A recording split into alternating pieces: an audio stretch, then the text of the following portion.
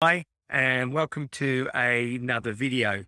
So today's video, it's going to be a bit of a change. I feel a bit nervous about doing it, to be honest, because I don't really talk about my own running a lot. I've avoided that to some degree because I think comparison is an odious thing, and particularly when we're getting older, sometimes it can be quite demotivating.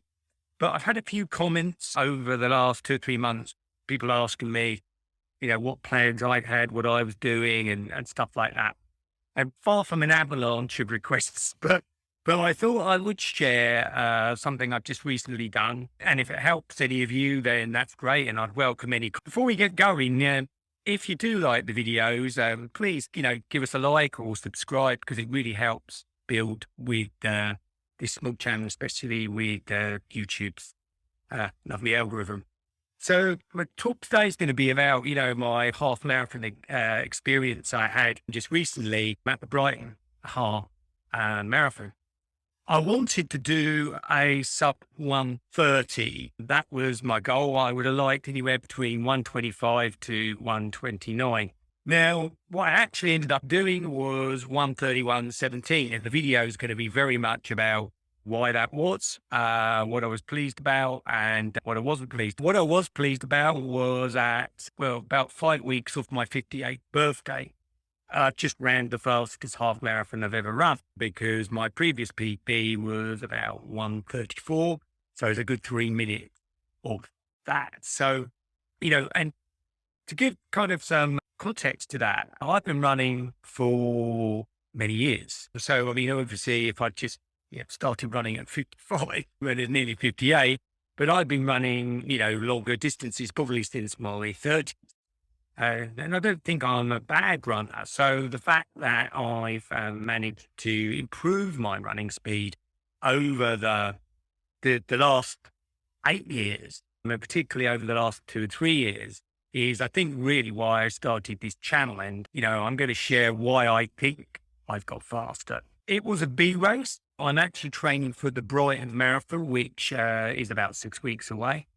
So I haven't specifically trained for this, but, for those of you that run, there are obviously some connections with the half marathon, but of course you're running a lot faster, obviously. So, I'll come to in a moment what my type of training has been. But I kept saying very consistent pace for the first 10 miles, which I was really, really pleased.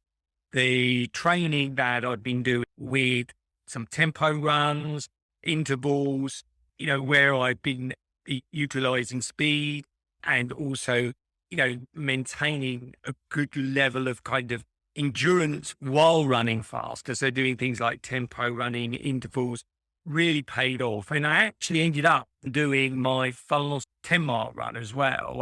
It was 107 for the 10 miles. The wheels fell off a little bit at the end, the last 3.1 miles. Now, this is where it gets interesting. I could easily say to you that the main reason the wheels fell off was those that you ran the Brighton half marathon will know.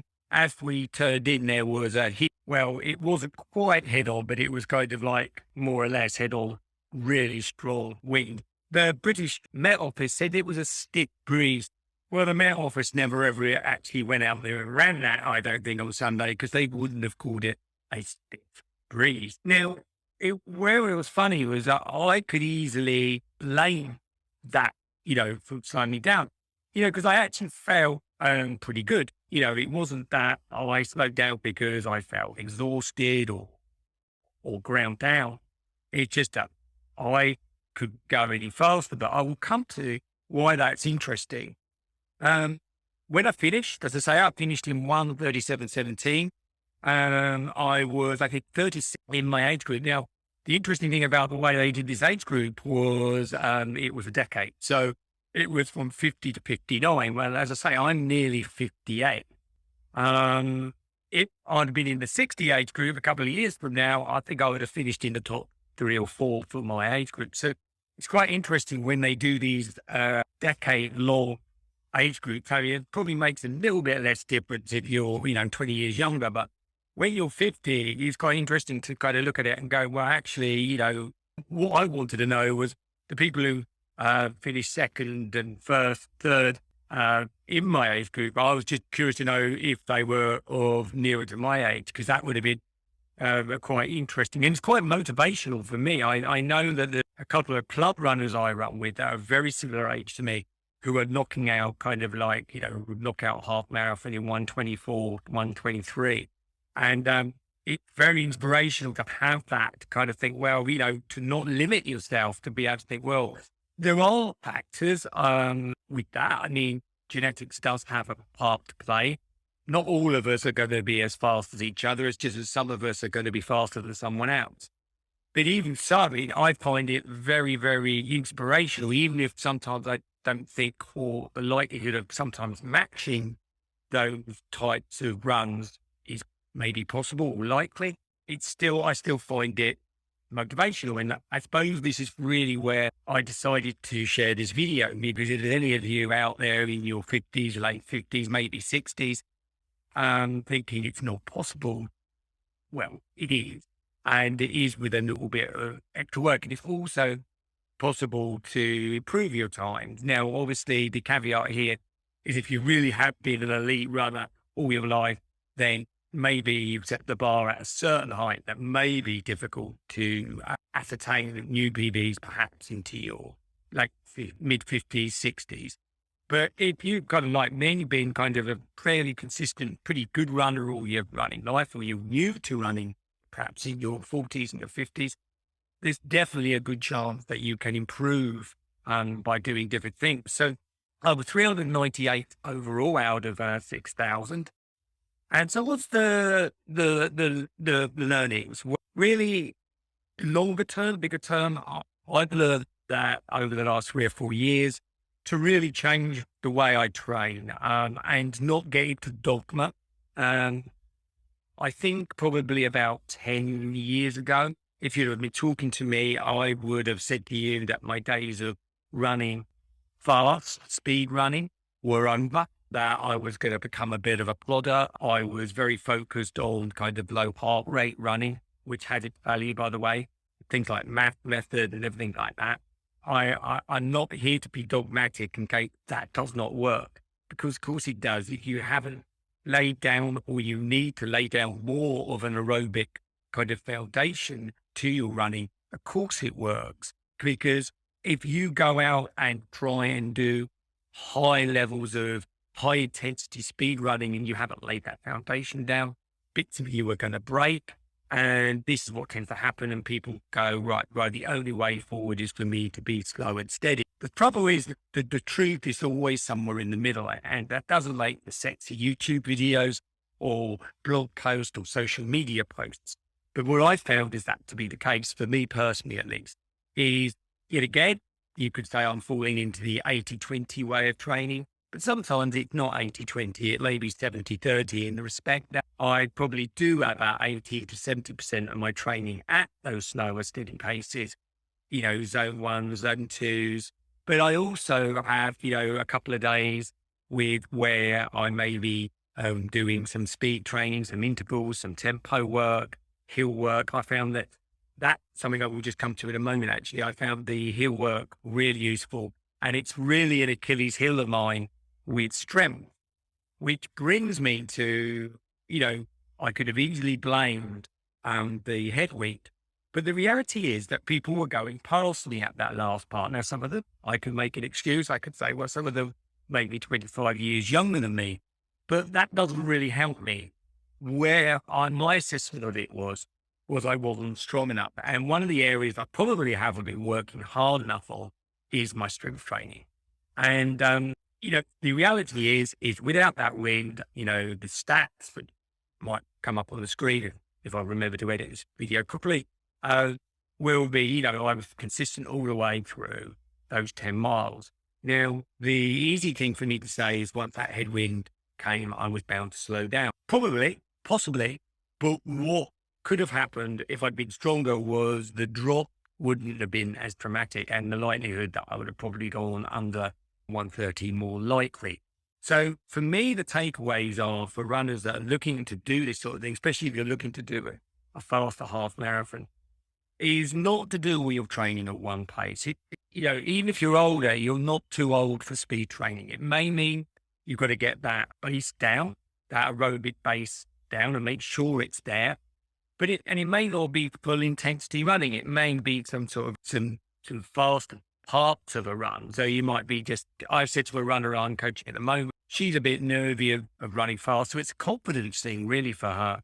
And I just said to her, I didn't give it any fancy names. I just said to her, halfway through the run, do 3 or 4 20-second where you just pick up the pace for 20 seconds, or aim for a lamppost or whatever it is in front of you for the 20 seconds, then go back, perhaps have another minute or maybe 2 minutes and just vary the speed. Let your brain and your body start to recognize the game here, which, so many people don't use training as a bit of curiosity, which, I think that should be the case. You should be curious about how your body's going to respond to things, as long as you're not going to end up kind of putting yourself in the sort of injury zone, too quickly.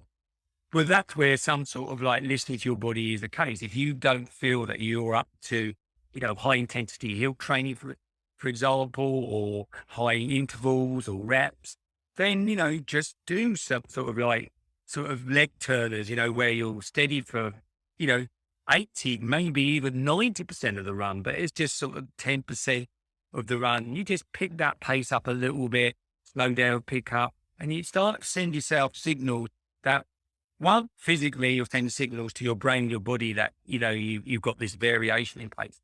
And it also kind of gives you a bit more confidence, because I think if I was going to give any tips for anybody that wanted to improve their half marathon time, would be to make sure you have the variation in place in your that there is a big endurance side to a half marathon run.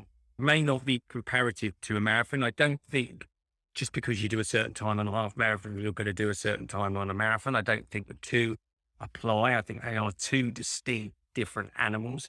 I think if there's any, there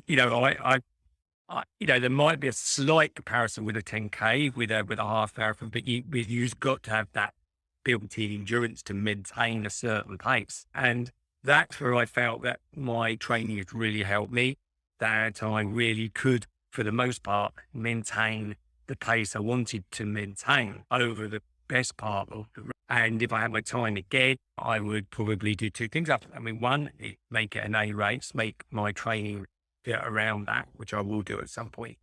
And secondly, do more strength-based training, either with weights or sometimes just with a band, but do it consistently, because you don't have to do, and I'm talking to myself really here, it doesn't have to be a massive workout. You could do something, say, a lot of the runners I coach, the strength training sessions are 10, 15 minutes long, but you do them 3 times a week, say. And it's like compound interest in a bank. If you start saving early on and you put a little away, it soon becomes quite a measurable amount, because it's not just the amount you put away, say, in the past. So it's the same with the strength training. Instead of going out there for a massive session, particularly when you're older, you feel kind of achy, you feel depleted. And I know for myself, if I feel that way, I don't want to do that, because my main goal is running. So I don't want something to take away from my running.